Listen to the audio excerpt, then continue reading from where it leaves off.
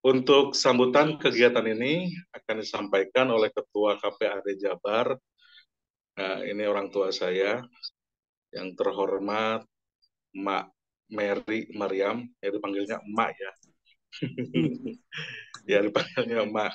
Selamat sore Mak, salam sehat, salam Ramadan. Selamat sore Kang Kukun. Koreksi ya, bukan KPAD Jawa Barat, atuh kan di Subang. Atuh dia Kang Kukun. Ya, mudah-mudahan ini menjadi doa, Mak. Iya ya. Ya, Amin mohon amin. izin, Mak, Ya. kegiatan kita untuk kegiatan ini, dalam kegiatan ini yaitu temanya perlindungan anak di era Ada digital juga. parenting. Ya, mohon arahan dan sambutannya, dan ada juga ini dari Ketua KPAID Tasikmalaya dan juga psikolog anak Teh Septi, yang tentunya juga ada Ketua RT Subang. Mangga, Mak, waktu dan kesempatannya. Terima kasih. Ya. Terima kasih Kang Kukun. Assalamualaikum warahmatullahi wabarakatuh. Masih pada puasa nih ya, Insya Allah. Insya Allah. Udah lama banget kita nggak ketemu. Dan saya ingin sapa dulu terlebih dahulu, Kang Ato udah gabung ya. Kita ketemu terakhir di Kapten Bandung ya, waktu nonton hasil Kang Ato itu. Benar-benar bagus sekali. Kemudian juga itu Bu Septi. Saya bahkan pernah bertemu dan berdiskusi waktu itu tentang anak-anak. Jadi sebelum KPAD jauh banget. Kemudian juga untuk Kang siapa ya yang dari relawan TIK tuh yang mau bicaranya sekarang ya. Terima kasih Kang banget tuh. Wijaya. Kang Wijaya. Terima kasih. Kita belum pernah ketemu, tapi insya Allah lain waktu ya kita bisa ketemu. Satu hal yang ingin Mak sampaikan di sini, andai kata ini tiba-tiba nggak ada, Mak sekarang tinggalnya di Pabuaran, Kang Kukun. Jadi agak Oh, biasanya ada menghubungkan ulang begitu itu jangan jangan aneh. Gitu ya. Alhamdulillah, terima kasih sekali lagi. Semoga kita tetap masih dalam perlindungan Allah Subhanahu Wa Taala. Tentu saja KPAD Kabupaten Subang menyambut baik sekali sudah RTIK Subang ini sudah menginisiasi tentang kegiatan ini ya Zoom ini yang mengambil tema kali ini perlindungan anak di era digital parenting. Terima kasih. Jadi seperti kita ketahui bahwa tadi yang disampaikan Kang Guri itu memang betul pendidikan anak sekarang ini dibilangin mudah ya enggak, dibilang susah pun tidak sebenarnya. Tetapi dengan adanya akses-akses internet ini, kalau suami saya bilang itu sekarang itu justru zamannya dekat di mata tapi jauh di hati gitu, bener nggak? Kalau dulu kan jauh di mata dekat di hati, kalau sekarang tuh enggak, Kang Gukun. Jadi deket gitu, kita saling ketemu nih, saling deket-deket gini, tetapi pikiran kita kemana gitu, menjelajah kemana-mana. Nah, kalau untuk masih sesuai dengan pengalaman di KPAD Kabupaten Subang, uh, akibat dari ini akses negatifnya, begitu anak-anak itu gampang sekali mengakses internet gitu, itu banyak negatifnya. Kalau yang masuk ke meja KPAD itu mereka berkenalan di Facebook, kemudian ketemu, nggak tahu di mana, alamatnya di mana, kemudian ketemu biasanya di Wisma Karya yang paling mudah kalau di Kota Subang kan, di Tugu Nanas yang paling mudah, terus akhirnya terjadilah hal-hal yang tidak diinginkan, baru nanti orang tuanya menyadari, oh ya, ketika kita tanya, ini kamu kenal di mana? Ternyata mereka awalnya kenalnya di Facebook, gitu. Itu sudah macam-macam. Kemudian ada lagi yang negara apa mereka mengakses begitu mudahnya, nggak pernah ketemu, tetapi apa ya apa namanya dibully-bully itu melalui apa melalui internet juga, melalui HP gitu, apa melalui foto, mereka diancam pakai foto dan semua itu kejahatan IT juga itu, dan itu juga pernah kita tangani dan kita sampai sekarang juga belum selesai Kang. Itu nanti kita bicara ya, kita diskusi itu bagaimana menangani itu. Mereka dibully melalui HP-nya, sehingga harusnya sampai waktu itu kami sampaikan sama dia, udah stop aja dulu HP-nya, jangan dipakai. Satu-satunya seperti itu. Dan yang berhubungan dengan kita orang tua ya sama-sama juga tidak paham. Mereka hanya ya udahlah kalau memang mau, karena waktu itu juga daring, HP itu diperlukan, ini juga yang mendorong ya anak-anak itu sehingga menjadi bebas sekali. Bahkan pengalaman saya, cucu saya sendiri juga kalau mau makan, dia tuh susah banget makan. Tapi kalau aku pakai YouTube dong, nonton YouTube, udah kita kasihin dulu. Yang penting makan, tetapi tetap sebagai orang tua memang akhirnya benteng paling utama dari era digital ini adalah ada di orang tua untuk anak-anak yang belum sekolah ada di orang tua. Orang tua harus tahu mereka ya udah boleh pakai, tetapi ada waktunya, ada jamnya, ada waktu kapan mereka harus berhenti seperti itu. Yang sudah yang sudah dilakukan oleh KPAD Kabupaten Subang ya seperti itu Kang Kun. Jadi kita dampingi korban-korban itu, kita berikan pengertian begitu, orang tuanya terutama kapan harus diberikan, kapan tidak boleh diberikan. Jadi ada pembatasan dan ada hal-hal kalau untuk mendrop gitu, memblacklist satu konten katanya kayaknya kita belum bisa ya, itu kan ada mungkin nanti RTK ini yang akan berperan bagaimana begitu supaya anak-anak tidak mudah mengakses hal-hal yang belum saatnya mereka tahu. Kalau untuk pelajaran dan sebagainya cakep banget lah, udah bagus lah kita jadi tahu ya, tanpa harus pergi ke Korea kita jadi tahu tuh Korea itu seperti apa, tanpa kita harus pergi ke Amerika kita juga jadi tahu begitu. Tapi banyak hal yang negatifnya gitu. Ini menjadi tugas kita bersama Kang Kun ya. Bu Septi juga nanti mungkin kita harus mengadakan di darat lagi lebih banyak berbicara tentang itu. Dan pada kesempatan ini terima kasih sekali lagi. Mungkin Mas menyampaikan sambutannya tidak begitu fokus karena memang katanya kita kan nanti akan lebih banyak berbicara obrolan ya Kang Kun ya. Kita nantinya juga ingin langsung bicara dengan Ibu Septi, Nak Septi lah seusia dengan anakku itu. Kemudian kan mungkin juga ini jangan lupa nih main ke KPAD nih, udah lama nih nggak main ke gedung kita ini ya. Sekali lagi apresiasi yang setinggi-tingginya untuk RTIK dan juga Kang Gunggun yang punya inisiatif ini. Terima kasih Bu Septi sudah meluangkan waktunya, dan spesial Kang Ato, nanti kita harus ketemu ya, kita bicara ini bagaimana Subang harus lebih maju, harus lebih maju dari Kang Ato. Enggak deh, paling tidak kita akan melihat bagaimana perkembangan selanjutnya. Terima kasih. Akhirnya itu yang bisa saya sampaikan. Wassalamualaikum warahmatullahi wabarakatuh. Waalaikumsalam warahmatullahi wabarakatuh. Terima kasih Ma atas arahan, sambutan dan juga kalau orang tua ke anak-anak kan biasanya kan ada ujangan gitu kan. Ujangan. Ya, terima kasih dan selamat datang bagi teman-teman yang baru masuk di kegiatan Zoom Ngabuburit ini. Semoga kita selalu dalam keadaan sehat walafiat dan tentunya salam Ramadan untuk kita semua. Baik, yang selanjutnya kita akan mendengarkan pemaparan ataupun juga perkenalan dari Ketua RTIK Kabupaten Subang. Apa sih itu RTIK gitu kan? Relawan TIK di Kabupaten Subang, dan nanti dijelaskan oleh Ketua kita Kang Wijay. Dan setelah ini kita akan langsung bagaimana diskusi ataupun sharing pemaparan dari Ketua KPAID Tasikmalaya, itu yang terhormat Kang Ato Rinanto. Dan setelah itu kita bareng juga sharing dengan psikolog anak Teh Septi, kawan terbaik kita. Gitu. Semoga sehat-sehat ya Teh ya. Ya, terima kasih. Oke, waktu dan kesempatan diberikan kepada Ketua RTIK Kabupaten Subang, Kang Wijay. Mangga, Kang Wijaya. Siap, atur nuhun. Maaf kita pakai dua ini ya. Soalnya yang satu kan buat selfie. Assalamualaikum warahmatullahi wabarakatuh. Untuk semuanya teman-teman yang hari ini mungkin sedang berada di sini ya. Salam kenal untuk semuanya, terutama untuk tadi, Mak.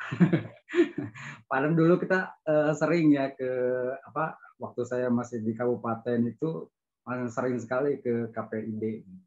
Cuman periode yang sekarang mungkin belum sempat nih kita bersoan, tapi mungkin kedepannya mungkin mudah-mudahan kita bisa bersoan ya, bertemu. Dan tentunya juga Teh Septi, terima kasih atas waktunya, meluangkan waktu di kesempatan yang sedang berpuasa ini. Masih puasa ya Teh ya? Iya. Terus juga si Akang yang dari Tasik juga terima kasih Kang. Mudah-mudahan nanti kita akan sharing panjang lebar ya dengan segenap pengalaman Akang sekalian terkait tentang isu-isu terkait tentang anak nih di masa teknologi seperti ini. Nah, kenapa kita mengangkat tema ini? Karena menurut kita zaman teknologi seperti ini memang harus dengan selektif kita mendampingi anak ya di zaman teknologi. Jadi kalau misalnya ada beberapa hal yang saya kemarin sempat baca, teman-teman sekalian ya. Jadi ada istilah segini, teknologi itu tidak akan pernah menggantikan guru yang hebat, gitu ya. Tetapi teknologi di tangan guru hebat adalah menjadi transformasi yang sangat dahsyat. Itu yang saya baca dari salah satu artikel.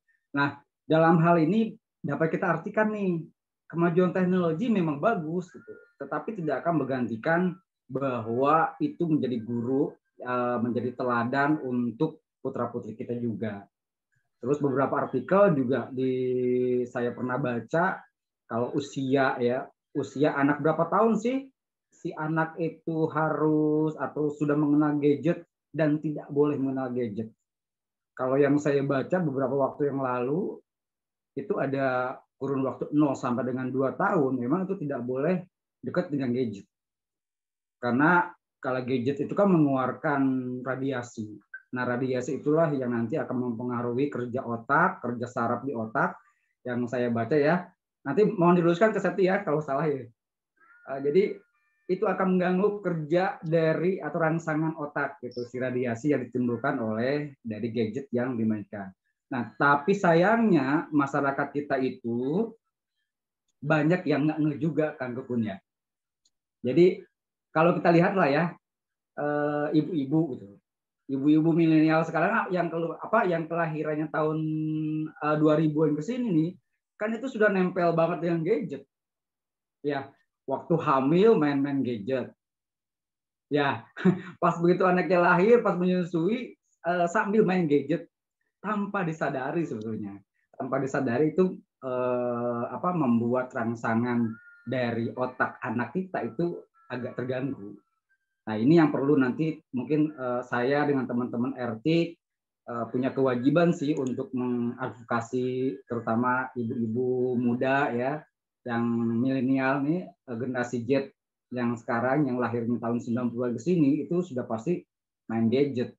Nah, menurut informasi yang saya baca kemarin 0 sampai 2 tahun itu memang tidak boleh sama sekali dekat dengan gadget atau bermain gadget. Lalu usia 2 tahun sampai dengan 4 tahun itu sebenarnya boleh-boleh saja, sah saja. Karena menurut ahli di antara 2 tahun sampai dengan 4 tahun itu kan mereka sedang pertumbuhan lah. Jadi pertumbuhan dalam rangka merangsang otaknya. Makanya pada usia 2 sampai dengan 4 tahun itu kalau saya perhatikan, karena saya juga punya balita ya yang usianya masih 3 tahun, jadi saya kenal banget usia segitu tuh sedang agresif-agresifnya gitu. Sedang kompleks-kompleksnya, sedang pokoknya mah segala sesuatu itu dipegang dan ditonton. Nah, termasuk masalah gadget. Pertanyaannya pada usia 2 sampai dengan 4 tahun itu boleh nggak sih bermain gadget? Kalau misalnya dilihat dari artikel yang saya baca, boleh-boleh saja, tetapi ada batasan. Ada batasan. Contoh misalnya, 1 hari itu diperkenalkan menggunakan gadget hanya 1 jam. Itu pun tidak 1 jam full, pas itu dia main gadget sampai 1 jam itu dihabiskan. Nah, itu juga tidak baik. Jadi memang harus berkala.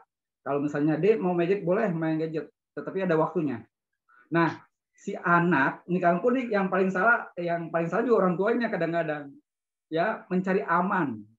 Orang tua sekarang itu mencari aman. Kenapa saya bilang mencari aman? Karena pas waktu dia anak itu main gadget, ya pas main gadget, udahlah daripada dia kesana kemari main gitu ya, udahlah main gadget aja gitu, supaya diem di rumah gitu. Nah itu juga banyak yang salah juga gitu. Kalau menurut saya salah juga gitu, salah orang tuanya juga gitu. Kalau misalnya si anak itu didiamkan dengan pikiran gitu, dengan pikiran daripada main papanasan gitu ya, kesana kemari gitu, udahlah biarin suruh main gadget, itu juga salah juga gitu. Nah ini yang perlu dimanajemen oleh kita, perlu diberitahukan, diadvokasikan kepada ibu-ibu, terutama tadi ibu-ibu yang memang usianya muda gitu. Kalau misalnya ibu-ibu apa yang seusia kita mungkin nggak kangen ya, yang usianya sudah 40-an ke atas mungkin agak kurang gitu. Tapi kalau misalnya usia ibu-ibunya 20 tahunan gitu, 30 tahun ke bawah, itu pasti milenial banget gitu. Gadget itu pasti nempel gitu. Nah dulu kenapa di zaman-zaman kita aman bermain? Karena memang dulu kita nggak ada gadget gitu. Kita bermain bebas, mau main umpet-umpetan, mau main kasti gitu ya. Saya pernah mengalami kan ya, main kasti pada masa kecil itu ya, main kasti, main uber-uberan, terus main genteng ditumpuk gitu kan ya. Kalau sekarang kan hampir nggak ada tuh anak-anak yang main kayak gitu. Memang sekarang sudah beralihnya ke gadget gitu. Nah ini yang perlu perhatian kita bersama juga untuk membantu, salah satunya membantu program pemerintah percepatan penurunan stunting.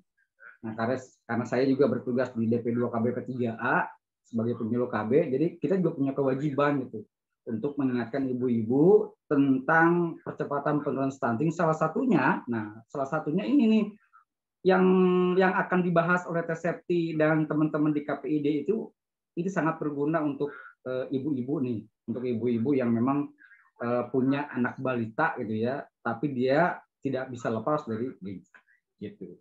Itu saja mungkin Kang Kukun pengantar saya. Nanti kita lebih banyak berdiskusi mungkin setelah Tesepti dan si Akang memaparkan arahannya. Ya, terima kasih. Assalamualaikum warahmatullahi wabarakatuh. Waalaikumsalam warahmatullahi wabarakatuh. Terima kasih Ketua RT Kabupaten Subang, Kang Wijaya ya. Betul sekali bahwasanya apakah internet ini lawan apa teman bagi anak-anak kita. Tentunya, nah tentunya di masa digital parenting ini tidak akan terlepas dari dunia teknologi, mungkin begitu. Nah, kita akan mendengarkan nih fenomena dan dinamika perlindungan anak di Kabupaten Tasikmalaya yang akan disampaikan oleh Ketua KPAID Tasikmalaya. Nah, perlu diketahui juga bahwasanya KPAID Tasikmalaya ini menjadi lembaga pengawasan perlindungan anak terbaik ya nasional di 2 tahun berturut-turut, 2020 dan 2021. Kalau salah tolong dikoreksi ya Ketua. Dan juga sudah mendapatkan berbagai penghargaan, baik itu tingkat kabupaten, provinsi, maupun tingkat nasional. Jadi sangat berbahagia sekali kita akan mendapatkan paparan, arahan, dan cerita nih dari Ketua KPAID Tasikmalaya. Ini salah satu calon untuk Jawa Barat juga.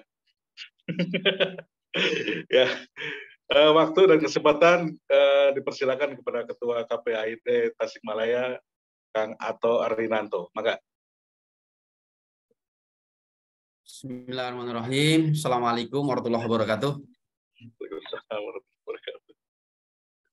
Alhamdulillah, syukur kehadirat Allah, salawat serta salam kita sudah melimpahkan kepada junjungan Nabi besar kita Muhammad SAW.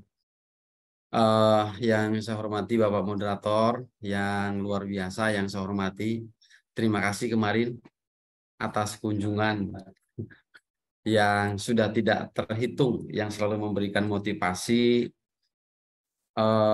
Kalau nanti ada pertanyaan kenapa KPAID kemarin mendapatkan beberapa predikat penghargaan, karena memang di belakangnya ada mantan Ketua KPAID Subang, itu saya pikir kuncinya.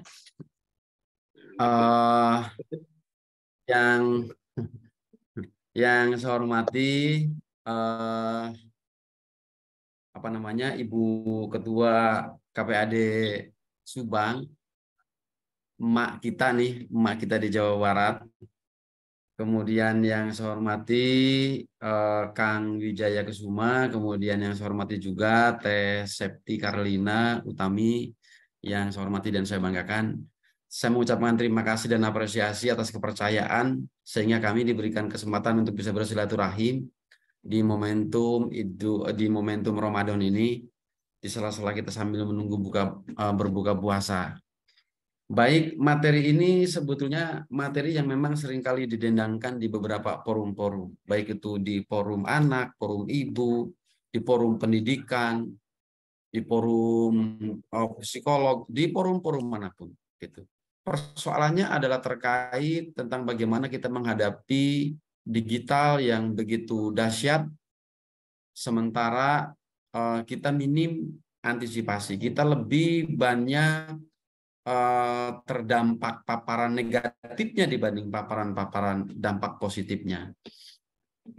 Saya ingin cashback ke belakang, bahwa dari beberapa referensi yang memang saya pernah pelajari, bahwa dulu ketika terjadi sebuah revolusi dari jalan kaki sampai kemudian ditemukan dari jalan kaki ke roda 2, ini butuh waktu evolusi ratusan bahkan ribuan tahun. Dari jalan kaki bergeser ke mesin ini juga butuh waktu ribuan tahun. Seterusnya dan seterusnya. Tiba-tiba hari ini, pada saat zaman milenium, ketika itu, di saat zaman milenium dan sekarang juga dikenal zaman milenial, di era tahun 2020-an, kira-kira di era 20 tahun ke belakang ini, dulu mungkin waktu zaman saya membuat skripsi, saya masih pakai mesin tik. Gitu. Sekarang mungkin anak-anak milenial sudah nggak kenal lagi apa itu mesin tik. Gitu. Dulu kita selalu ketika kangen, kita mengalami sebuah sakit yang luar biasa. Gitu. Karena kita harus membuat surat dulu, diukir dulu, kemudian mencari tukang posnya dulu gitu. Kita butuh waktu jawaban bahwa apakah pacar kita juga kangen dengan kita gitu. Butuh waktu perjalanan kira-kira 1 minggu. Tapi hari ini dengan kemudahan teknologi, dengan membuka handphone, dengan buka cup-cup kecup, katakanlah dengan digambar cinta, sudah terjawab sudah semuanya. Di 20 tahun terakhir ini, di mana kita menemukan sebuah perkembangan yang luar biasa. Yang dulu waktu zaman saya kecil, bahwa radio terpisah, TV terpisah, senter terpisah, kalkulator terpisah, gitu. Kemudian koran terpisah. Dulu mungkin waktu zaman saya membaca koran itu hanya didapat ketika sisa-sisa setelah dibaca dari Pak Camat atau Pak Kepala Desa. Setelah itu baru sampai ke kita. Hari ini kita tidak menemukan itu lagi. Gitu. Hari ini semua yang tadi saya sebutkan disatukan gitu ke dalam sebuah Android yang namanya handphone pintar ini. Hari ini di mana disatukan dalam kurun waktu 20 tahun, TV-nya ada di sini, beritanya ada di sini, radionya ada di sini, semuanya ada di sini. Tentu di dalam sebuah proses peradaban yang begitu cepat, di mana kecepatannya adalah melebihi kecepatan logika kita sebagai manusia modern, tentu ini akan ada dampak. Ada dampak negatif, ada dampak positif. Dampak negatif seperti halnya hari ini kita merasakan. Kita bisa melakukan sebuah silaturahim, Zoom meeting, tanpa harus bertatap muka. Kemudahan-kemudahan yang lain pun juga kita dapatkan. Kita bisa melakukan komunikasi dengan orang terjauh, dengan orang terdekat, apakah anak, apakah pacar, apakah itu selingkuhan, dan lain sebagainya. Itu kita bisa bertatap muka tanpa harus bersanding. Tetapi dalam perjalanannya, peradaban kecepatan teknologi ini dalam pandangan kami tidak diikuti dengan kecepatan edukasi yang dapat mengikuti kecepatan teknologi hari ini. Sehingga kita masyarakat Indonesia, termasuk mungkin di Kabupaten Tasikmalaya, lebih kentara dampak negatifnya daripada dampak positifnya. Jadi selalu saja ada hal-hal yang berdampak negatif dari perkembangan. ketika ada kekerasan seksual, maka pemicunya adalah handphone. Ketika ada anak yang memang tidak nurut kepada orang tua, pemicunya adalah handphone. Semuanya adalah pemicunya, lobating main handphone, lobating ngoprek handphone. Itu yang kemudian seolah-olah bahwa kecepatan ini selalu dikambing hitamkan, gitu. Kemudian lebih daripada itu, saya pikir pemerintah secara umum, masyarakat secara umum, karena memang tidak diimbanginya antara kecepatan teknologi digital dengan kecepatan teknologi edukasi, ini yang kemudian berdampak selalu mengkhawatirkan terhadap perkembangan anak hari ini. Contoh misalkan, dari riwayat perjalanan yang begitu cepat dibanding tahun-tahun sebelumnya, misalkan kita tidak ada edukasi sejak dini bagaimana anak itu diperbolehkan memegang handphone pintar. Sehingga yang tadi disampaikan sama Kang Wijaya, seberapa banyak sih orang tua kita di dalam memberikan pola asuh, ini tentang bahaya negatif handphone. Sekolah ada tidak? Gitu. Materi-materi yang menyampaikan itu. Gitu. Maka ini jarang sekali kita temukan. Sehingga yang terjadi di kita, yang menjadi kekhawatiran kita sebetulnya adalah ketidaksiapan keluarga ketika menerima teknologi informasi yang begitu cepat ini. Sehingga yang tadi disampaikan bahwa ketika anak susah makan, maka obatnya adalah handphone. Ketika anak susah tidur, maka obatnya adalah handphone. Ketika anak malas untuk belajar, maka obatnya juga handphone. Di sisi lain, di sela-sela itu juga bahwa sistem pendidikan kita hari ini kita masih belum bisa lepas dari handphone. Gitu. Ini kemudian menjadi persoalan. Jadi yang ingin jadi titik tekan saya adalah kesiapan pemerintah, kesiapan keluarga di dalam memberikan edukasi secara dini ini datang terlambat. Lebih cepat handphone daripada edukasi, sehingga mengakibatkan hari ini dampaknya anak-anak kemudian ada yang kecanduan gadget dan lain sebagainya. Itu adalah sistem informasi yang memang datangnya lebih telat daripada kemajuan teknologi yang datang lebih cepat. Kemudian saya juga mempelajari bahwa kurangnya keberimbangan di dalam sistem pendidikan di kita.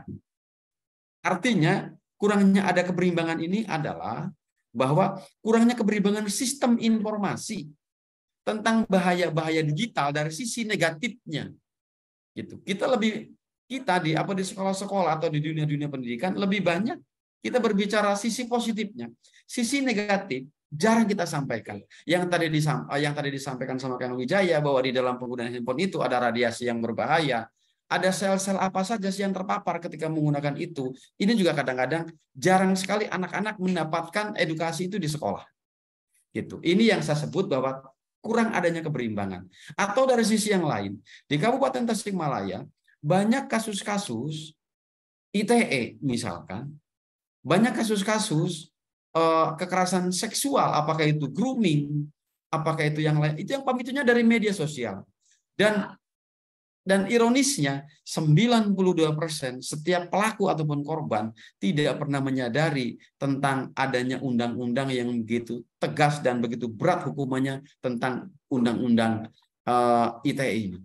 Gitu. Ini yang saya maksud adalah kurang adanya keberimbangan dari itu. Kemudian saya ingin menyampaikan juga bahwa dari beberapa persoalan ini sebetulnya apa sih yang mesti kita lakukan? Ini menjadi persoalan. Kasus-kasus kekerasan seksual ataupun kekerasan-kekerasan yang lainnya di Kabupaten Tasikmalaya 47% pemicunya adalah dari penyalahgunaan digital.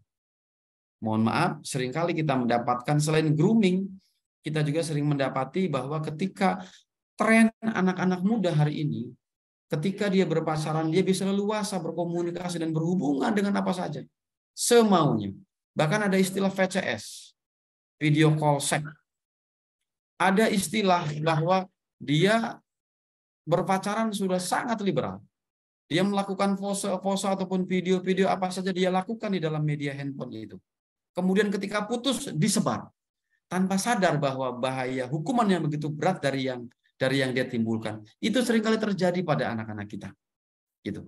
Hal ini kemudian tidak diimbangi perangkat hukum juga yang sangat cepat. Contoh, ketika ada ITE, kelengkapan mengukur ITE itu biasanya di dalam undang-undang disebutkan bahwa harus ada keterangan saksi ahli.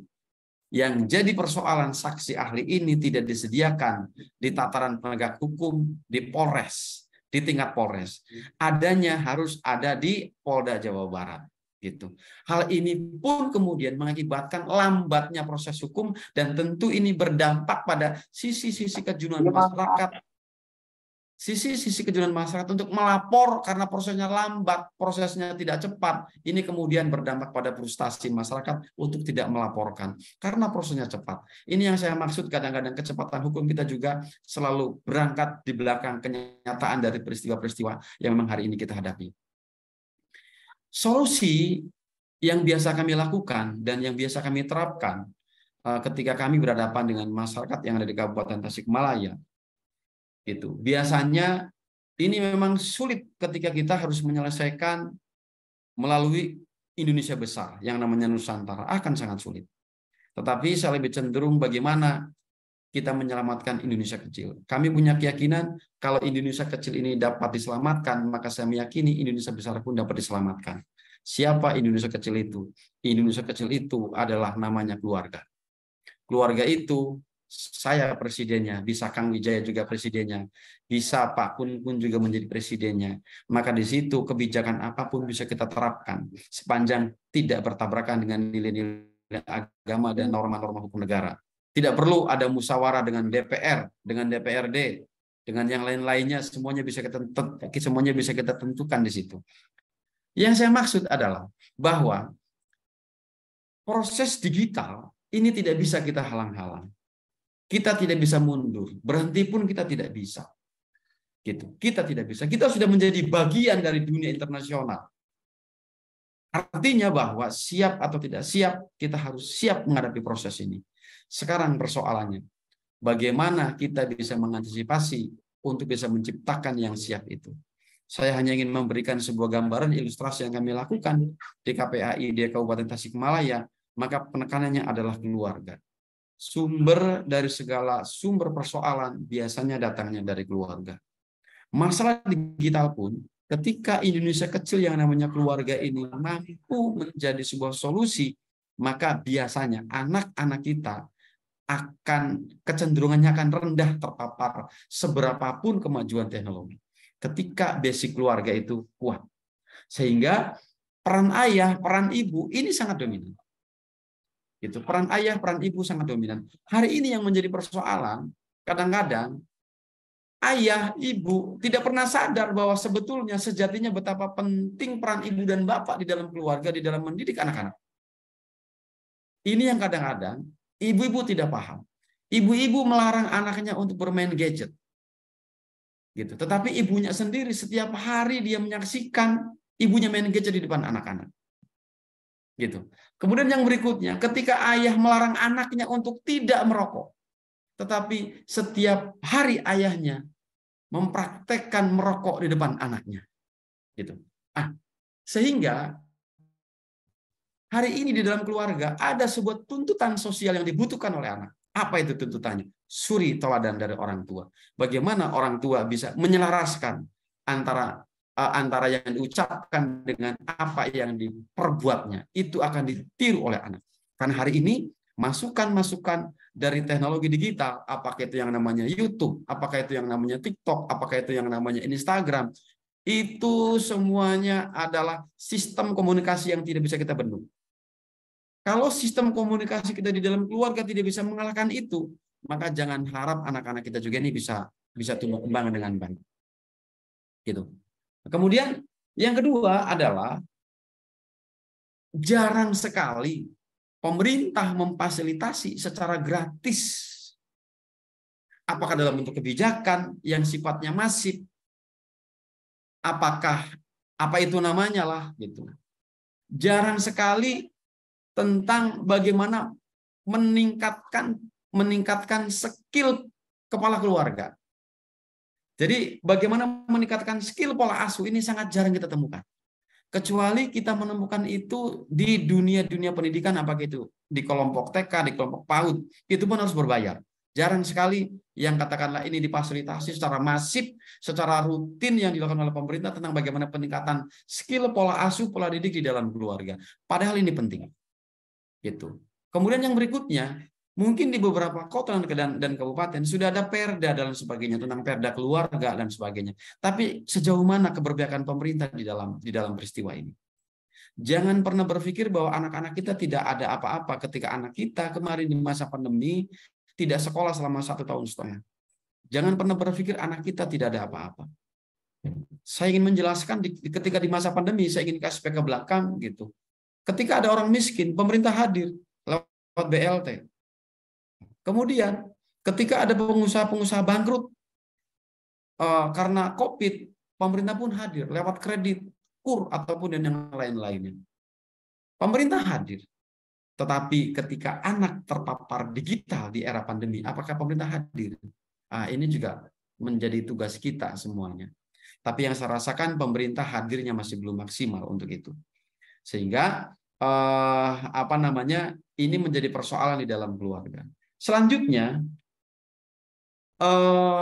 saya pikir yang ketiga adalah minimnya orang tua untuk bisa menjadi sumber solusi buat anak. Sehingga anak-anak itu larinya kepada digital. Gitu. Kalau kita lihat hari ini, sebetulnya berapa persen sih ibu-ibu kita yang masih bisa mendongeng sebelum anaknya tidur? Gitu. Dulu waktu zaman saya, dulu itu ada Wakepoh. Kita mengidolakan sosok figur namanya Rawing, seorang pendekar yang sakti mandraguna. Hari ini tidak ada figur-figur seperti itu. Dulu waktu zaman saya ada yang namanya figur sandiwara radio Saur Sepuh, Brahma Kumbara sakti mandraguna, perempuan yang namanya Mantili, Dijaya sakti mandraguna dengan pedang setannya gitu. Hari ini tidak ada. Bahkan kecepatan kita ini kalah cepat dengan Malaysia. Di Malaysia sadar betul bahwa kondisi bangsanya akan terancam dengan kebangsaan. Itu di situ hadir sosok Ipin Upin. Seolah-olah di situ pemerintah menyampaikan bahwa anak-anakku, bahwa kamu suatu saat akan hidup rukun, kamu harus rukun, kamu akan hidup dengan teman-temanmu dari bangsa India. Orangnya mungkin agak berkulit hitam, tinggi berhidung mancung. Maka di tokoh Upin Ipin itu diwakili dengan tokoh Jarjit. Nah, kemudian, hai anak-anakku, kamu akan hidup berdampingan dengan bangsa-bangsa Tionghoa. Gitu, kamu harus hidup bersama-sama. Maka di dalam Ipin Upin itu lahirlah tokoh yang namanya Mai Mai. Hai anak-anakku, kamu juga nanti akan hidup dengan bangsa-bangsa Indonesia, saudara tuamu. Maka disitulah lahir tokoh Susanti. Artinya bahwa dari Ipin Upin ini konsep kebangsaannya sudah sangat luar biasa. Persoalannya di Indonesia ada tidak film-film yang seperti itu untuk menangkal. Jadi bagaimana kita bisa menaiki sebuah teknologi menjadi manfaat, kita masih belum bisa memaksimalkan itu. Sehingga kita lebih terjebak menjadi bangsa konsumtif daripada bangsa yang memang siap untuk menjadikan bahwa teknologi ini menjadi kendaraan untuk sarana penyelamatan anak, penyelamatan bangsa, penyelamatan negara. Justru yang terjadi dengan perkembangan hari ini apapun itu informasinya, kita sudah sulit membedakan mana informasi yang benar dan mana informasi yang salah. Setiap ada berita yang salah ketika didengungkan berkali-kali melalui media online, melalui media TikTok dan sebagainya. Ketika ini terus didengungkan di anak-anak, tentu ini akan menjadi benar. Sehingga hari ini kadang-kadang jangankan anak-anak, kita pun yang sudah gede, kadang-kadang bingung ketika kita membaca berita, ini benar nggak sih? Hoax apa tidak sih? Itu kita, apalagi anak-anak. Nah, sehingga yang berikutnya adalah, yang dimaksud adalah peningkatan skill pola asuh. Kita mesti menggalakkan anak-anak, para orang tua untuk bisa mendongeng sebelum tidur, sehingga anak itu diminimalisir ketika dia akan tidur itu jangan pegang HP. Ayo kita dongeng. Seperti halnya dulu. Hari ini usia saya sudah 44 tahun. Tetapi ingat betul bagaimana ketika ibu saya mendongeng ketika itu. Dan hari ini kita sudah miskin dengan orang tua yang itu. Artinya bahwa orang tua sudah miskin kreatif. Orang tua kita hari ini lebih banyak melarang anak-anak daripada memberikan solusi. Anak-anak biasanya jangan main handphone, tetapi orang tuanya masih belum bisa memberikan solusi. Anak-anak kita dilarang untuk jajan di pasar atau jajan di warung karena tidak sehat, tetapi orang tua tidak bisa memberikan solusi sebagai bahan kompensasi dari jajan itu, apa yang mengapa kira-kira bisa bisa menjadi penyeimbang, kira-kira anak itu bisa paham gitu. Orang tua kita lebih banyak memerintah dari pagi sampai sore itu, maka biasanya isinya itu memerintah. Jadi wajar kalaupun anak-anak kita itu mencari hiburan melalui handphone. Gitu. Yang saya maksud ketika pagi hari, Dek bangun, bahasa perintah. Dek mandi, bahasa perintah. Dek sekolah, bahasa perintah. Dek sarapan, bahasa perintah. Dek sholat, bahasa perintah. Dek mengeserkan rokok dan sebagainya, perintah saja terus. Sehingga dulu waktu zaman saya muda, little to me kan kira-kira seperti itu. Sehingga anak itu diposisikan sebagai, jarang anak diposisikan sebagai teman untuk diskusi ketika memecahkan masalah-masalah apa yang kemudian mengakibatkan anak itu jauh daripada orang tuanya. Dan ketika anak itu jauh dari orang tua, maka kemudian sarana yang terdekat yang bisa mendekatkan anak itu adalah handphone. Kemudian yang berikutnya, saya mempelajari bahwa yang tadi saya sebutkan bahwa orang tua pun masih miskin informasi tentang bahaya negatif dari digital, masih sangat miskin. Gitu. Ini yang kemudian menjadi pemicu kita dihadapkan dengan sebuah kekhawatiran. Gitu. Karena sejatinya bahwa anak-anak hari ini yang terpapar digital ini tidak berdiri sendiri. Ada proses yang dilakukan terus-menerus di mana kita tidak tahu.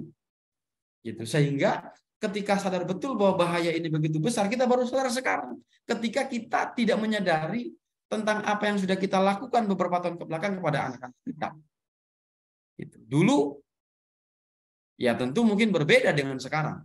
Kalau anak-anak dulu, sekarang sudah pada gede. Kan gitu. Sudah pada besar anak-anak dulu. Gitu. Anak-anak sekarang masih anak-anak. Jadi persoalannya adalah hari ini ada di anak-anak kita. Sehingga kembali di dalam pemahaman saya adalah filter yang paling utama sebagai daya deteksi dini adalah bagaimana seberapa kuat keluarga. Kemudian yang berikutnya, saya ingin menyampaikan bahwa pemicu atau daya deteksi dini atau filter yang paling baik adalah pola pendidikan di dalam sekolah.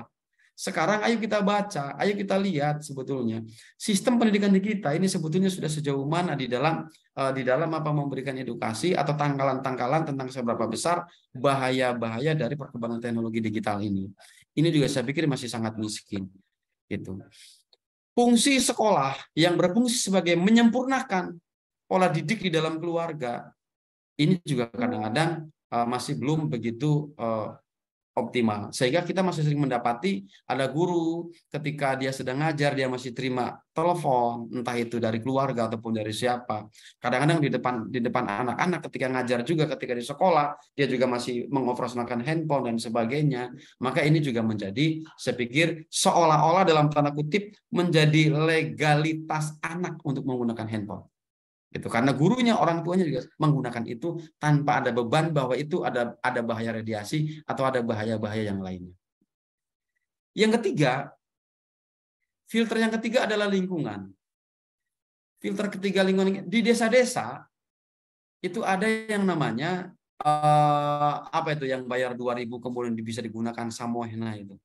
Jadi ada saya lupa istilahnya. Jadi ada yang memang usaha-usaha rumahan gitu, yang usaha-usaha rumahan wifi di mana konsumennya itu adalah anak-anak yang bayar 2.000 sekenyangnya, ini juga bisa menjadi pemicu, ini bisa menjadi kontrol gitu. Ini bisa menjadi pemicu anak-anak kita. Saya sering mendapati beberapa bulan yang lalu saya mendapati kasus ada seorang anak di kampung, dia menjadi pelaku kekerasan sodomi.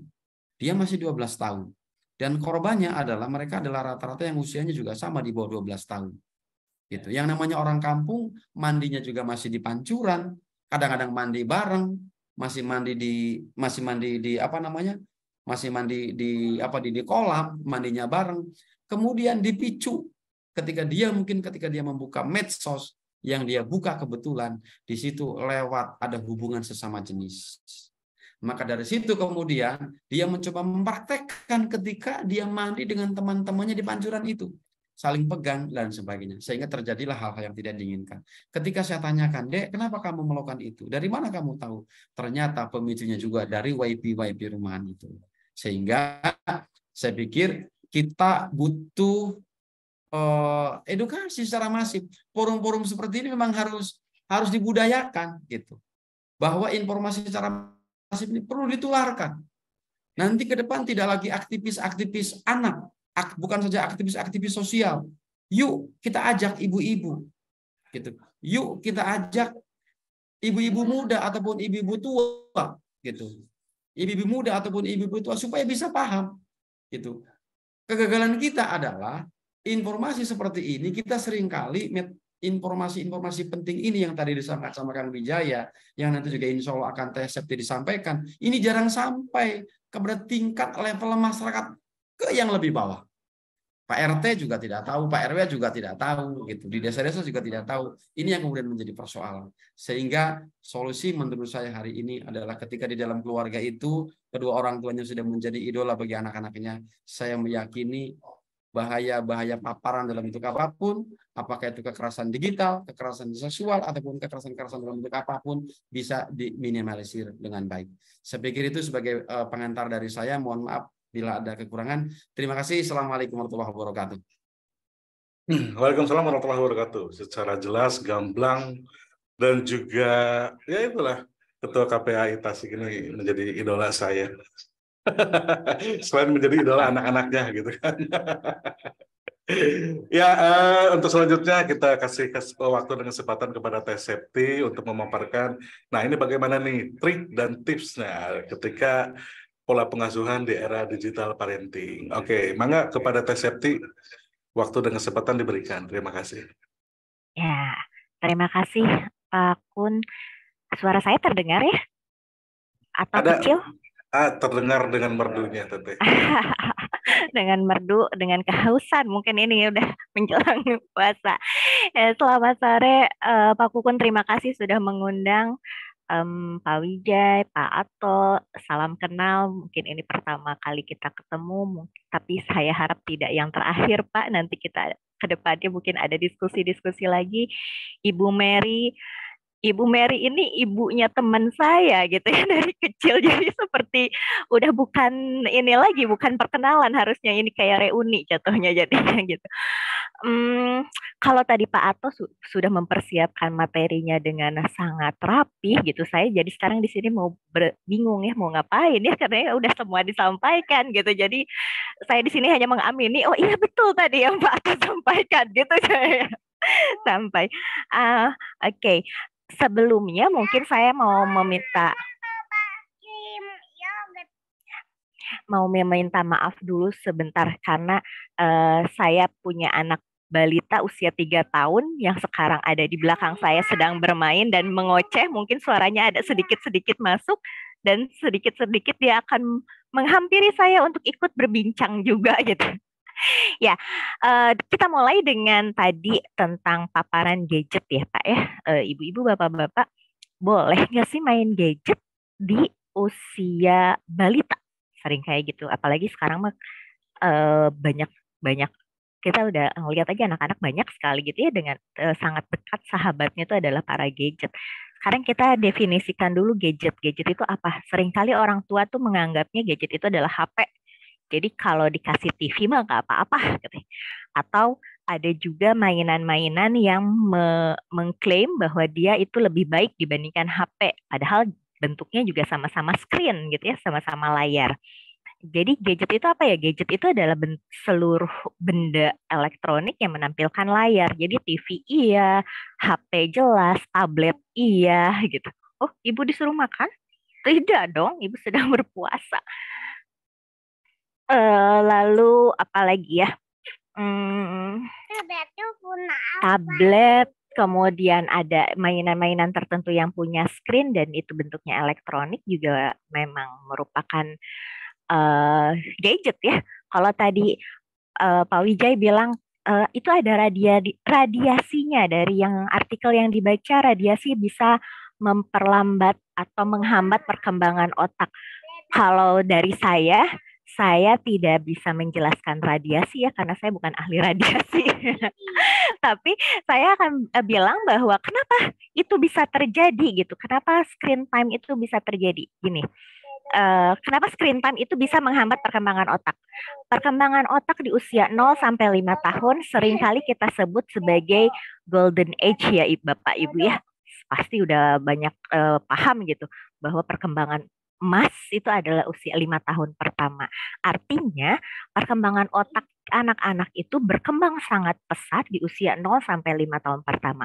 Kalau dalam hitungan persen itu 90%, 80 sampai 90% itu terjadi di usia 5 tahun pertama gitu. Begitu masuk ke 6 tahun itu berkembangnya paling sedikit-sedikit gitu. Nah, kalau anak kita sudah diberikan handphone, diberikan gadget, diberikan nonton TV gitu ya, di usia kurang dari 5 tahun, apa sih yang terjadi? Kalau kita lihat anak yang lagi anteng nonton TV biasanya gimana? Diem gitu. Sementara yang diharapkan di usia 5 tahun pertama itu adalah dia bebas bergerak. Dia mengeksplorasi lingkungannya. Nah, kalau anak-anak 5 tahun ke bawah teu daek cicing di bumi lulumpatan, tataekan, ngapabalatakeun itu adalah memang lumrahnya anak-anak 5 tahun pertama gitu. Ini ibunya yang harus menambah kesabaran menjadi setebal kayu ya, jangan setipis tisu dibagi dua gitu katanya.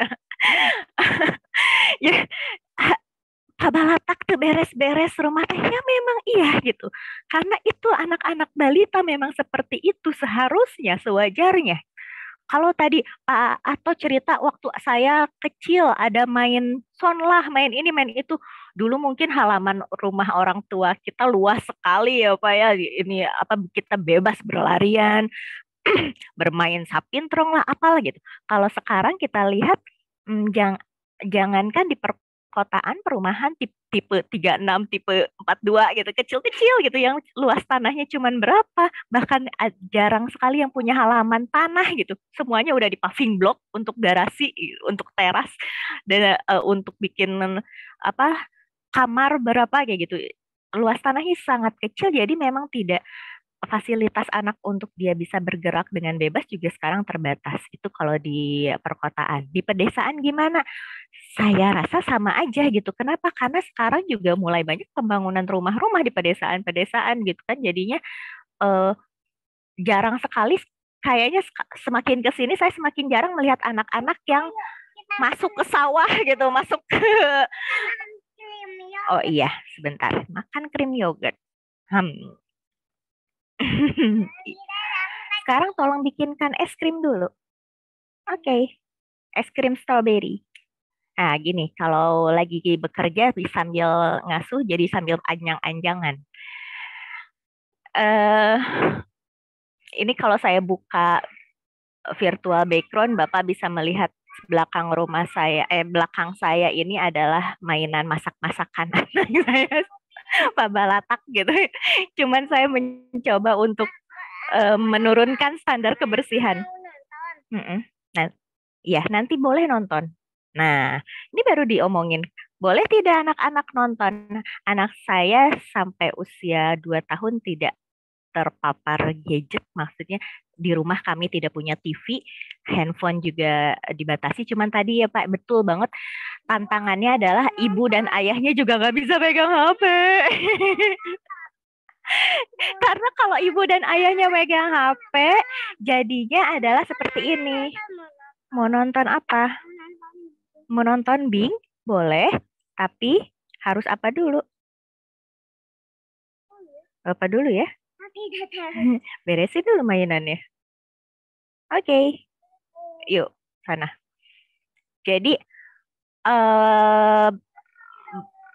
Naira ya anak saya 3 tahun. Naira ini baru mengenal tontonan di YouTube itu di usia 3 tahun kemarin. Di usia 3 tahun dan itu pun nontonnya yang masih pakai bahasa Indonesia karena saya di rumah pakai bahasa Indonesia, saya nggak ngasih bahasa Inggris. Karena repotnya nanti saya harus ngomong bahasa Inggris, kakek neneknya juga harus ngomong bahasa Inggris. Itu. Nah, Jadi bolehnya kapan anak-anak mengenal handphone? Kalau kita balik ke aturan dari para dokter ya, usia 2 tahun memang at all seluruhnya tidak disarankan untuk HP.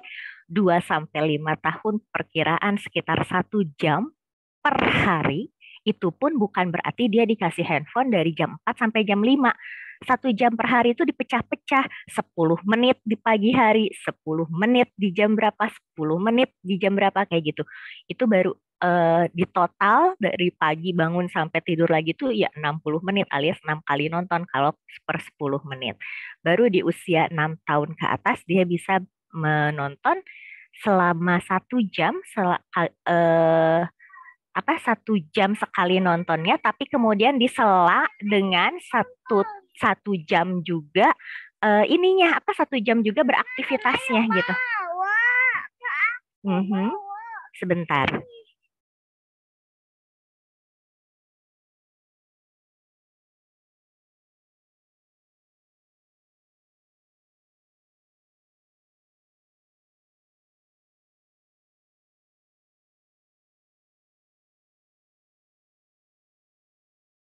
Nah, oke. Jadi aktivitasnya apa di rumah gitu anak-anak ini? Ya gitu jadinya baca buku ya Pak ya. Tadi Pak Ato bilang nggak dongeng, saya nggak pinter nggak dongeng, tapi saya akhirnya memodalkan untuk cari buku, bacain bukunya, buku cerita gitu. Karena kalau ngedongeng kayak, aduh cerita apa lagi ya gitu. Kadang-kadang yang jadinya saya dongengin adalah saya curhat. Tadi pagi ibu habis ini, memasak itu, kayak gitu. Terus anaknya juga jadi bosan kalau misalnya membaca buku, baca buku cerita, kalau dia jadi ikutan berimajinasi juga ya, seperti apa itu ceritanya gitu. Kemudian kalau tadi, jadi gadget itu benar-benar dilarang buat anak-anak. Nah, ini dulu saya meyakininya seperti itu. Tidak boleh sama sekali gitu ya. Bahkan dulu saya sampai sama suami menyepakati 5 tahun pertama anak kami tidak boleh kena gadget. Tapi kemudian saya ditegur oleh pengalaman dan ditegur oleh senior. Pertama, ditegur oleh pengalaman adalah ketika anak saya berkenalan dengan teman-teman sebayanya, dia ketika yang lain pada nyanyi Baby Shark dudu dudu dudu gitu. Anak saya cuma bengong. Dia nggak tahu apa itu Baby Shark karena kerjaan saya di rumah nyanyiinnya cicak-cicak di dinding, balonku, kayak gitu. Jadi dia ketinggalan zaman di situ. Terus saya langsung, ini anak baru usia 1 tahun, 2 tahun gitu. Tidak masih seperti ketinggalan zaman tapi masih oke lah. Bagaimana jika nanti dia sudah bersosialisasi di sekolah lalu dia ketinggalan zaman? Sulit gitu buat dia nantinya bersosialisasi dengan teman-temannya, yang mengakibatkan apa? Mengakibatkan nanti dia jadi minder lah, nggak mau sekolah lah, karena apa kayak gitunya. Lalu ya berikutnya saya ditegur sama senior. Ditegur sama senior tuh begini, Septi, kamu perlu perhatikan, anak-anak sekarang itu tidak diajari gadget pun dia sudah kenal. Dia sudah tahu bagaimana cara mengoperasikannya. Kamu kasih aja tuh Androidmu, HP-mu Android, tangannya pasti udah langsung begini, kata gitu, udah telunjuknya udah langsung gitu, set, set. Kamu coba kasih HP-mu ke kakek-kakek, pasti dia bingung, ini gimana cara ngebukanya? Kalau anak-anak tuh udah otomatis seperti itu. Nah sekarang kita nggak tahu ke depannya akan seperti apa perkembangan digital ini, bagaimana perkembangan teknologi kita ke depannya. Mungkinkah nanti di SD sekian puluh tahun ke depan mungkin dia akan mulai menggunakan laptop komputer di pelajarannya gitu, nggak seperti kita yang menulis. Bagaimana dia bisa mengikuti itu kalau ternyata tidak gitu. Akhirnya di situ saya langsung menurunkan standarnya yang tadinya 5 tahun, oke.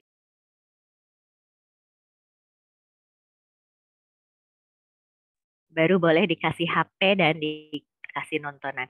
Cuman jadinya ya seperti ini nih Pak, Ibu. Ngomongnya nonton lagi.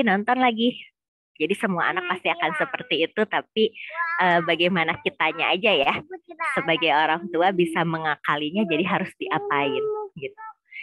Itu mungkin untuk pergadgetan. Nah, lalu untuk perlindungan anak harus seperti apa gitu kita melindungi anak-anak kita. Karena sebagai seorang orang tua, nggak mungkin kita akan terus membungkus anak gitu, melindunginya dengan ngekepan gitu, nggak bisa. Karena kelak pun dia akan bersekolah dan kita tidak bisa menitipkan mata kita di sekolah. Pasti dia akan ada kegiatan sendiri gitu di sana.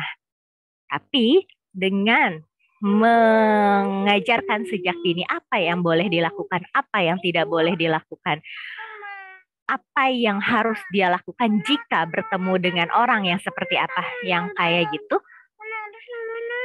itu nanti harus diajarin.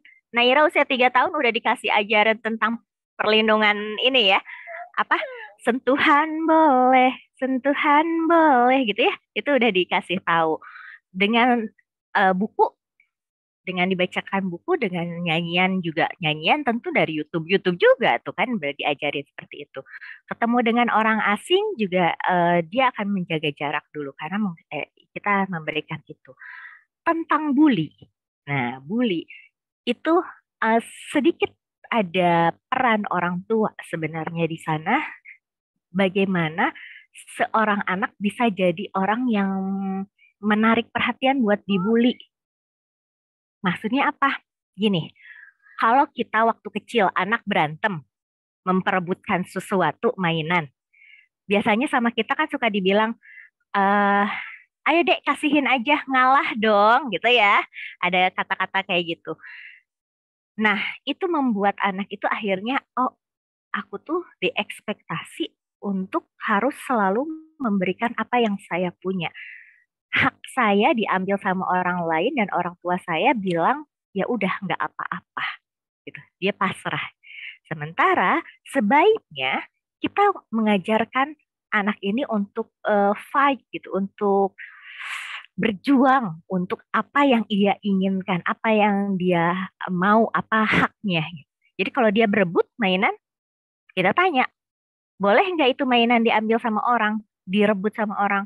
Kalau dia bilang, enggak, aku mau mainan itu, oke, silahkan ambil lagi.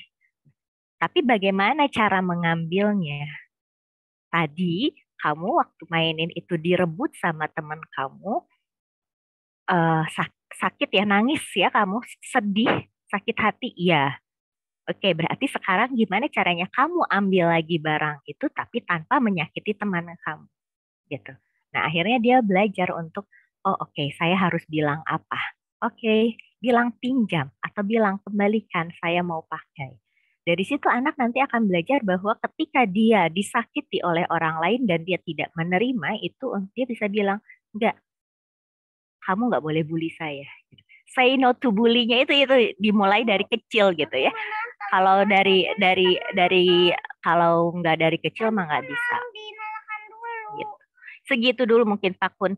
Ini semakin membahana anak. Silakan enggak? Ya, oke. Terima kasih Teh Septi. Menarik juga ya sudah dibahas sama Teh Septi yang tadi terakhir itu yang bully juga yang sangat menarik ya. Jadi teringat apa yang kemarin didiskusikan dengan Ketua Tasik ya, terkait dengan bully. Hanya satu itu lawan. Ya. Oke. Baik, buat teman-teman yang hadir di kesempatan hari ini, terima kasih. Ada juga dari teman-teman Kepala Sekretariat KPAID Tasikmalaya yang sudah menyempatkan hadir, terima kasih. Terus teman-teman komisioner KPAD Subang dan para staf asistensi kesekretariatan, terima kasih sudah hadir di kesempatan hari ini, dan yang lainnya yang tidak bisa saya sebut satu persatu. Tapi nanti boleh isi ya, nanti daftar absensinya, insya Allah akan kita kirimkan sertifikat kehadiran bahwasanya kita sudah melakukan kegiatan ini. Baik, pada teman-teman yang mau menanyakan sesuatu hal terkait dengan perlindungan anak di era digital parenting, ini mumpung ada Ketua KPAD Subang, mumpung ada Ketua KPAID Tasikmalaya dan mumpung ada psikolog anak, tech safety, dan juga yang berkaitan dengan teknologi ada Ketua RTIK Kabupaten Subang. Mangga saya kasih waktu untuk teman-teman untuk menanyakan sesuatu hal. Mangga.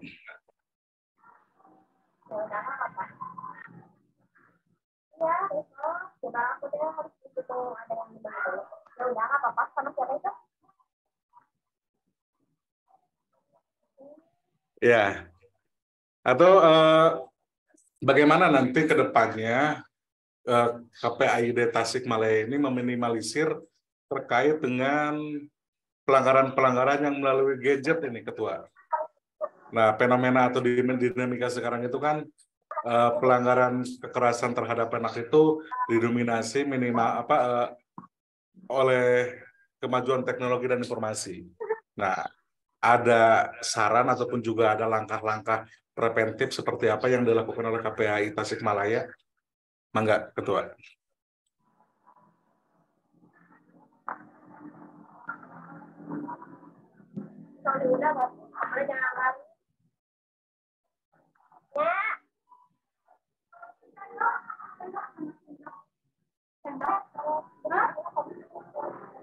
Halo, Ketua Tasik. Halo, halo.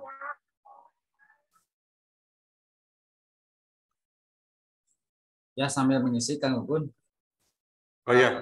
Mungkin kedepannya saya sih tadi menyimak paparan dari TCV itu sangat bisnis sekali ya. Itu berguna juga teman-teman nih, karena saya juga penyuluh KB, ada bina keluarga balita gitu. Nah, yang sering bertemu dengan ibu-ibu yang tadi saya ceritakan tadi, pas waktu dia bawa si balitanya, dia asik memberikan konsumsi susu kepada balitanya, tapi dia asik juga memain gadget gitu.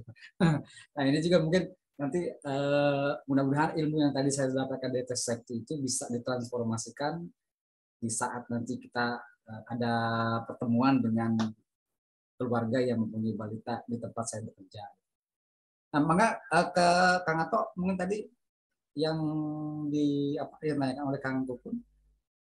Ya, langkah preventif terkait dengan kemajuan digital ini terhadap perlindungan anak ini di Tasikmalaya. Bagaimana, Ketua?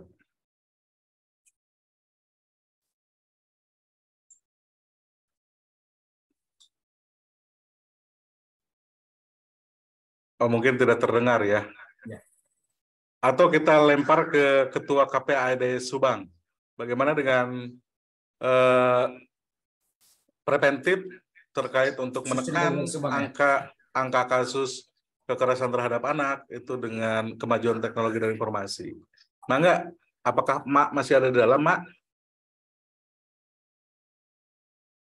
Atau kepada komisioner KPAID Subang? Masih. Mangga, Saya Mak. masih nyimak. Oke.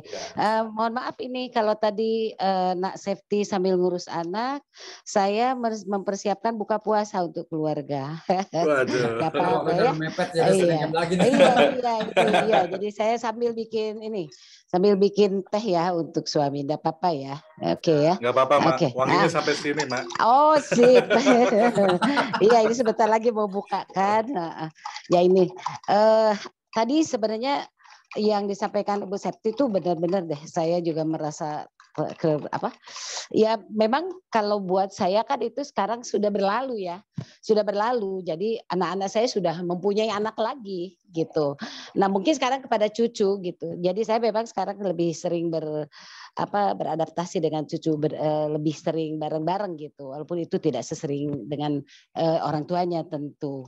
Itu juga gimana ya, karena saya itu ada sedikit ilmunya mungkin yang tahu, coba anakmu jangan begini, tapi kan orang tuanya itu yang lebih apa ya, jadi suka rada ngambek gitu Kang Gunggun, mungkin udah aja gimana gue aja, mungkin begitu. Kalau dulu yang disampaikan sama Mas Ato juga, saya juga sama, walaupun Mas Ato 44 sekarang saya menjelang 63, dongeng itu justru yang memperkaya pribadi saya sebenarnya dulu.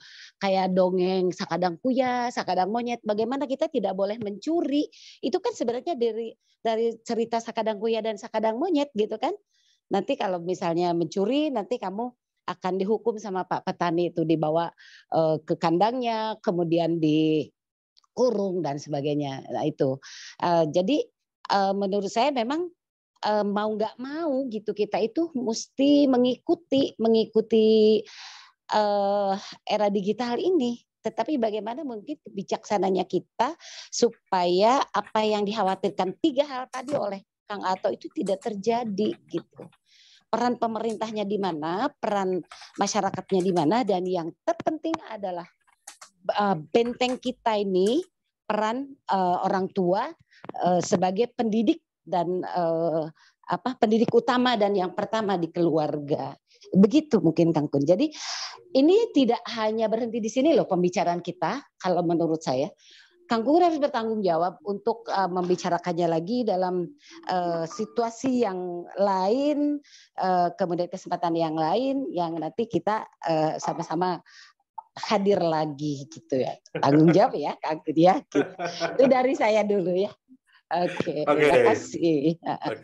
Sama-sama, Mar. Jadi bagaimana nih Ketua Tasik nih pilihannya? Apakah Tasik ke Subang atau Subang ke Tasik?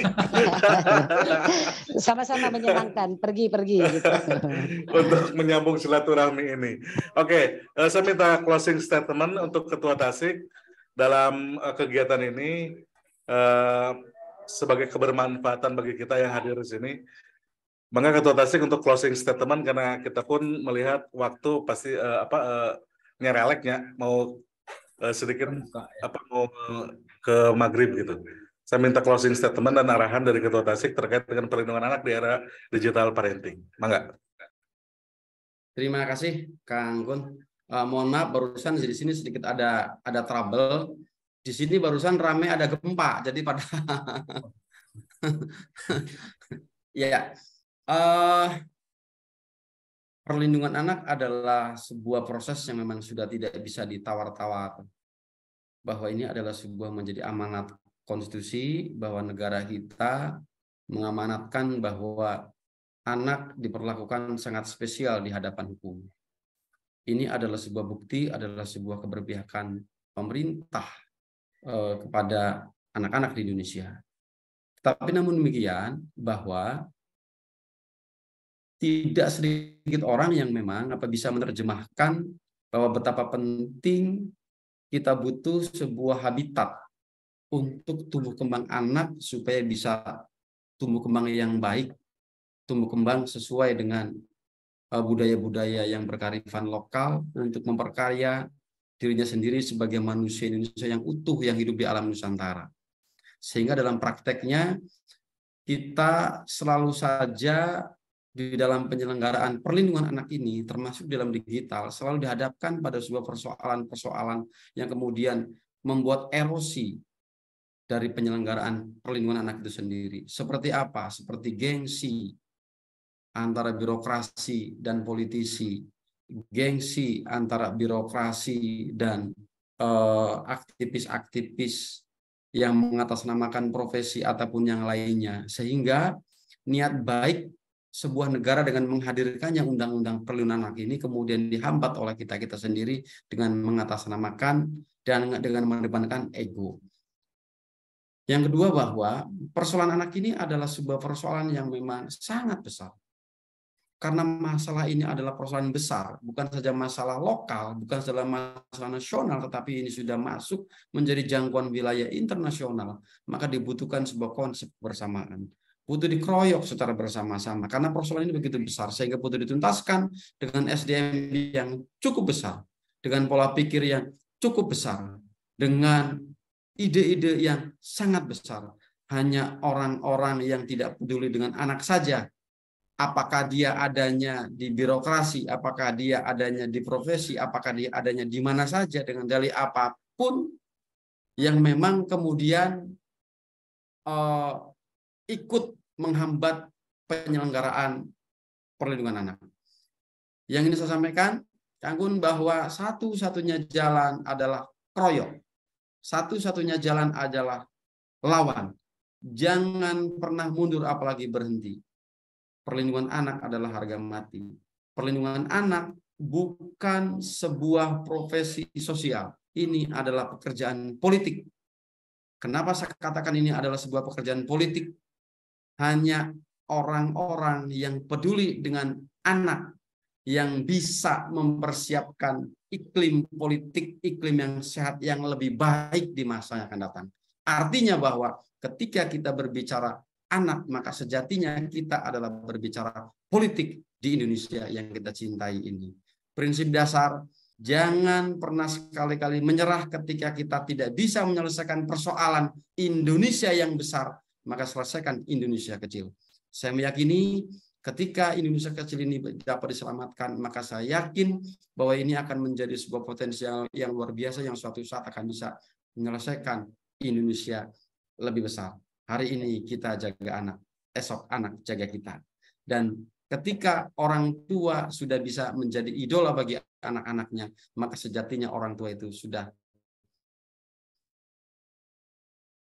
berbuat untuk bangsa dan negara. Terima kasih. Assalamualaikum warahmatullahi wabarakatuh.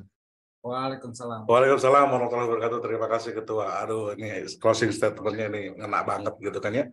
Bahwasanya perlindungan anak ini sudah menjadi sebuah kewajiban, bukan hanya seremoni belaka gitu. Nah, ini saya setuju. Karena sudah menjadi amanat dari Undang-Undang Perlindungan Anak nomor 35 tahun 2014, bahwasanya perlindungan anak adalah semua kewajiban dari pemerintah, masyarakat, dan seluruh elemen stakeholder yang ada di kita di Indonesia. Saya sangat setuju sekali bahwasanya perlindungan anak ini harus kita gaungkan secara bersama-sama, gitu kan ya. Kita bekerja sama-sama dengan yang lain untuk bahwa perlindungan anak adalah harga mati. Nah, ini closing statement nih dari Teh Septi seperti apa untuk kegiatan Ramadan berkreasi perlindungan anak di era digital parenting ini. Mangga Teh. Ya, kalau dari saya mah sebenarnya sederhana aja. Jadi orang tua nggak ada sekolahnya, jadi memang orang tua memang perlu aktif untuk mencari informasi seperti apa sih perkembangan ilmu sekarang dalam mendidik dan membesarkan anak. Karena apa? Karena apabila Anda ingin mendapatkan 1 tahun kesejahteraan, tanamlah padi. Kalau yang ingin didapatkan adalah 10 tahun kesejahteraan, maka tanamlah pohon kayu. Tapi kalau Anda ingin mendapatkan 100 tahun kesejahteraan, tumbuh kembangkanlah anak manusia. Gitu aja, Pak.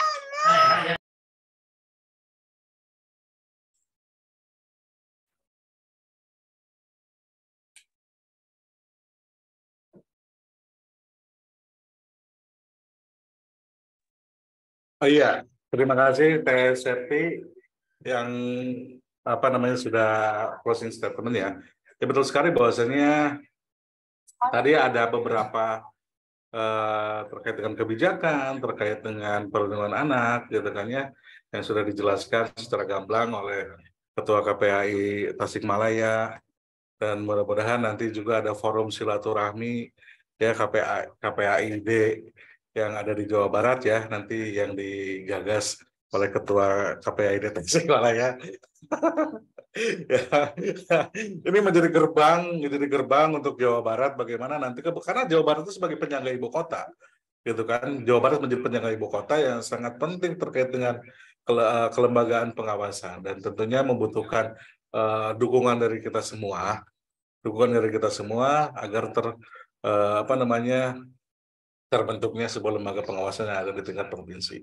Baik, terima kasih sekali kepada para narasumber yang terhormat Pak Atorinanto, pada Teh Septi.